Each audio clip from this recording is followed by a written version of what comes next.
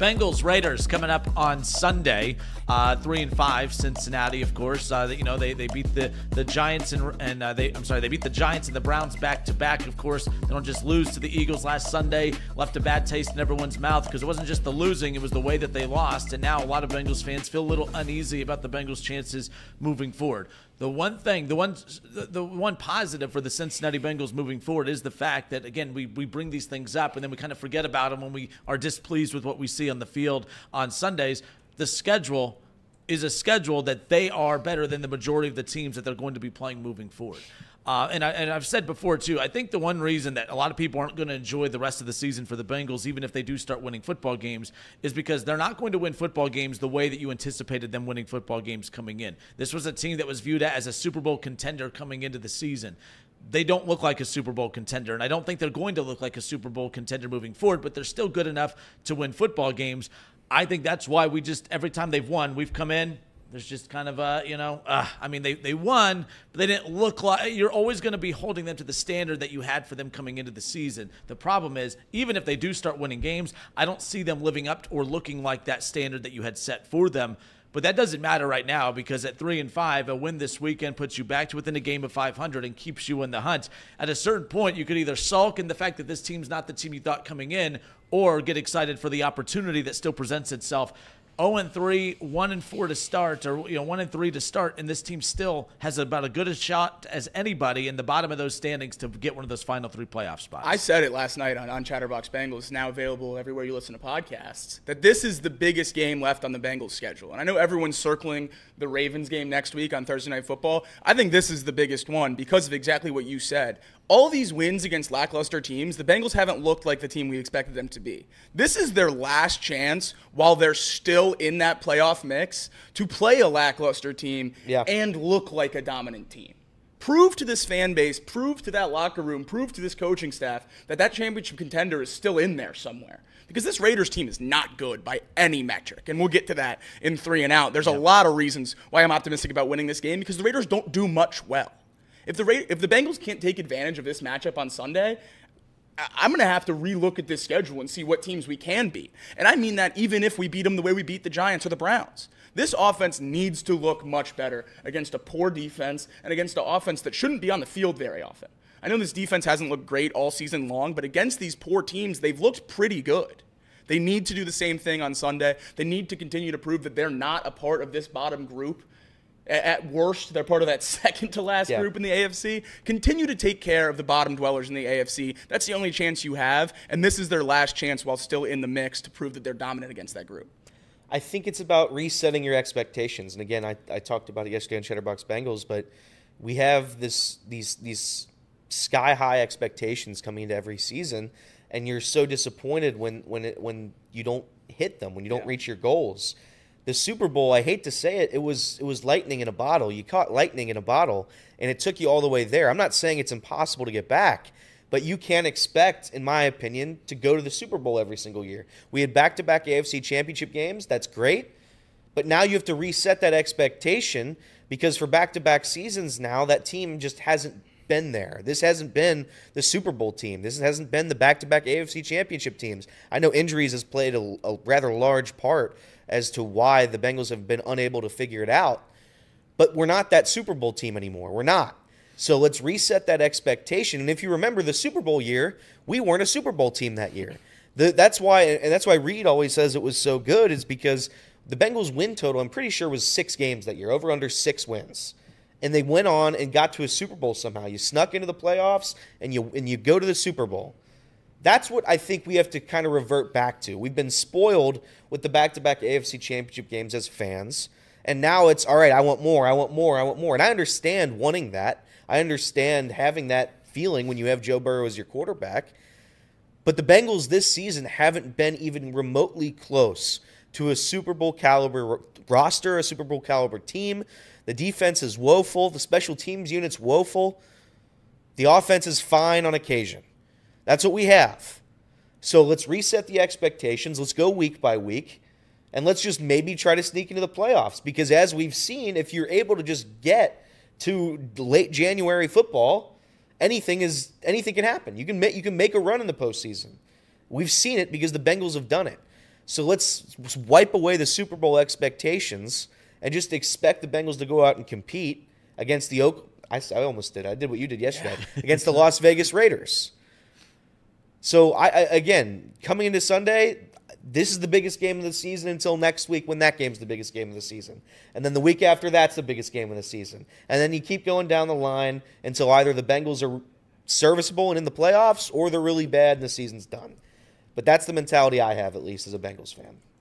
Yeah, again, just that the expectations coming in has ruined the entire season because this is still a good football team. This is a football team that can still win games. But even when you win, if it doesn't look like the product that you anticipated coming in, where the defense is improved, where the run game is significantly improved, where the offensive line is good, where Joe Burrow and Jamar Chase and Tee Higgins are just dominating teams all over. We saw glimpses of that early. Some of that's faded away a bit. Obviously, no Tee Higgins last week, and it doesn't look likely that he'll play this coming up week. But, yeah, and I like how you said that. To enjoy the rest of the season, Bengals fans have to reset their expectations. You can't continuously look at this team based on the standard that you had set for them coming in. You kind of have to reevaluate who they are, what their identity is, what their strengths and weaknesses are, and that's how you need to evaluate this team moving forward.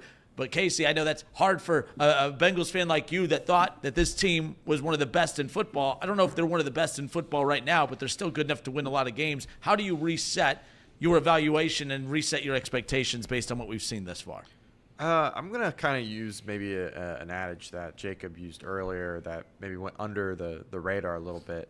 The window is already closed. It's time to punch in a new window. It's time to build that new window. And hopefully we started this year, right, in building that window. I think that's how you have to look at it and go forward with those expectations, is that 2-3 year period that we had, that window's closed. It's time to start building a new team with new faces and new stars.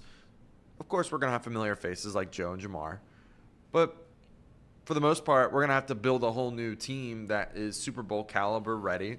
And hopefully we started this year in that process. So that's how I have to look at it. I know that the expectations were certainly Super Bowl or bust. But even if you looked at last year with Joe Burrow and the crew, and I know we went on that crazy run. We beat the Bills by a lot. We beat the 49ers by a lot. We were on a roll in the Ravens. We were still 5-4 at that point. So we weren't, by any stretch of the imagination, some dominant team in the NFL last year. So you could already see the decline from what we were a season ago.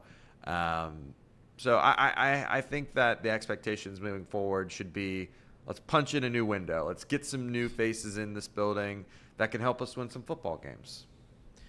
One thing last night with the Texans game, and I feel like it's going to be the case every time the Texans play, and Joe Mixon has a good game. Are you guys tired of that yet? What's more annoying, the Jesse Bates reminders or the Joe Mixon reminders? Which one? And it's twofold, but which one are you tired of being thrown in your face every time? The Jesse Bates reminders get under my skin way more because I miss him and I love him, and I don't know that it's positional. I miss him and I love him, and I don't know if the positional value contract is what it is, but that's strictly what we're debating with Jesse Bates, is whether you pay his position that much money. It's not anything about longevity or where he ranks in the league or whether he'd be able to do it here. We know he'd be able to do that here. He did it here. So losing Jesse Bates, it hurts way more than me. Joe Mixon had 25 carries last night. That doesn't happen in Cincinnati. I think the people that point to his production in Houston and say we need that in Cincinnati didn't watch the Bengals for the last 5 years, or they forgot, because that is not the kind of system we run, and we obviously see that these two running backs don't work in this system either. So maybe it's a system issue.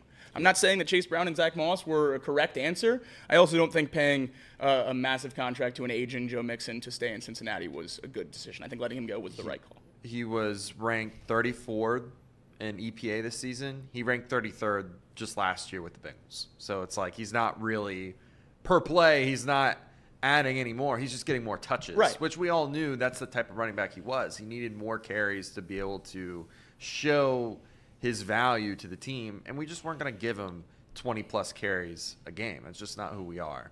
I wish we were that type of team a little bit. I wish we were under center a little bit more, because I think Joe Burrow is good enough to allow you to have that style and still be very, very effective. But again, it goes back to that argument that we had before with Joe Burrow. He never gets those opportunities to shine when it matters most. So that system just wasn't going to work in this Cincinnati era at the moment. I mean, I'm happy for Joe Mixon too. Like he's found a new home. He's got a new long-term contract in Houston. For me, Jesse Bates gets way under my skin more than Joe Mixon by far. Yeah, I agree 100% with these guys. He's 28 years old. You're not paying a running back $10 million or whatever it would have been to keep Joe Mixon here. The way you can do that is if you have an elite quarterback on a rookie contract. Correct. So we were on the precipice of paying Jamar Chase. Didn't happen, but that's something we had to work with. Are we going to re-sign Tee Higgins? I don't know, but we've got about like 7 different guys that I'd rather pay money to than Joe Mixon. And this is where the argument that these guys make all the time is how valuable are running backs when you're going down the line. Unless you have the top running back in the world and you have an offense that, like the Titans 5 years ago, where that's how they move the football, there's no really need to pay a running back. Kareem Hunt has been unemployed all year. Yeah. Their running back goes down. Isaiah Pacheco goes down, who, by the way, again, was a late draft pick. And then you find a way to utilize Kareem Hunt to be a top 5 running back in the NFL. So we can it's the same song and dance over and over again. You don't need to pay Joe Mixon. You don't need to. It's a system issue for the Bengals. They don't run the ball. They don't run the ball under center. And our running backs pay for it. That's what it is. Chase Brown's more than explosive enough in the 49ers offense to be the number 1 running back in that system. I have no doubt in my mind. It's the Bengals system. It's the Bengals offensive line. It's the Bengals that are the reason that these running backs don't work out. It's not the running backs. The Bengals have 12 explosive rushes this year through 8 weeks. They had 9 last year. Their rushing offense has gotten more explosive since moving off of Joe Mixon, and that's the plan for it. And Chase Brown, I think he ranks like 16th in the league in EPA at the running back position. So, I mean, we're getting more value from Chase Brown than we did Joe Mixon. I also think something, and I always harp on the system and that it wouldn't work here because he doesn't get the same amount of touches. The other thing that's going on this season that I think it is important to credit, Joe Mixon's just playing better. Yeah, he is. In 2023, he had 2.5 yards after contact. This year, 3.5. Missed tackles forced per attempt in 2023, 0.12. Missed tackles forced per attempt this year, 0.18. Joe Mixon's just playing better football this year. And maybe that's what happens when you're a competitor and you feel like you're still in your prime and you get cut from a team and sent somewhere else. You get a little fire lit under you and you play a little bit better. I think that's happening too. Security too. Absolutely. Because last year having to take that pay cut to stay in Cincinnati. No question about it. Everyone was doing I remember Icky got mad when he was on the show with me because Icky tried to say he was a great leader, taking less money to stay. And I said, well, hold on, Icky, because at the end of the day, it was either take less money or we're going to cut you because they couldn't afford to pay him that full contract that he had heading into the year. I'm here to defend the Bengals, not on the system that they run. I actually think I think moving on from Bates, moving on from Mixon, I think was the right decision, both times. Teams who have elite, high-paid quarterbacks don't have the highest-paid safeties in football. They just don't. That right. When you start prioritizing where you're going to allocate your dollars, do you want an elite safety? Yes, but the Bengals made the right decision to move on from Bates and try to replace him in the draft. And we've talked about this a lot. The Chiefs have been good at moving on from pieces and replacing them in the draft. The Bengals have not. That's the real debate. That's the real problem here, and we've discussed that. Moving on from Bates, would have loved to see him stay in Cincinnati from a Bengals fan perspective, but it was the right decision. Mixon. Yes, it's easy to say, man, maybe they'd be better with this Mixon here, but as you said, it's also the difference in how he's being used. It was still the right decision to move on from a running back that was going to cost you about $8 million. That was not going to work when you just paid your quarterback $55 million, a receiver that's about to make $30+ million. Another wide receiver that's getting $22.5 million fully guaranteed on these what do they do to him? The franchise tag. Sorry. So, yeah, I think it's one of those where it's constantly being thrown in the Bengals fans' faces about this. But the thing is, the Bengals organization made the right decision moving on from both. They've just failed to replace the production fully or at least find a way to get the run game more involved to elevate this offense. But, yeah, I think every time I see him break off for a run or score a touchdown, I'm like, well, go to Twitter, 3, 2, 1, yeah. Boom. Must be nice. Love to have him in Cincinnati, you know. But, he's also been hurt 3 games, too, which is of note. So, there you go. In his 5 games, he has the same amount of explosive rushes as the Bengals through 8. That's tough. But, yeah. It is tough. It is tough. It is.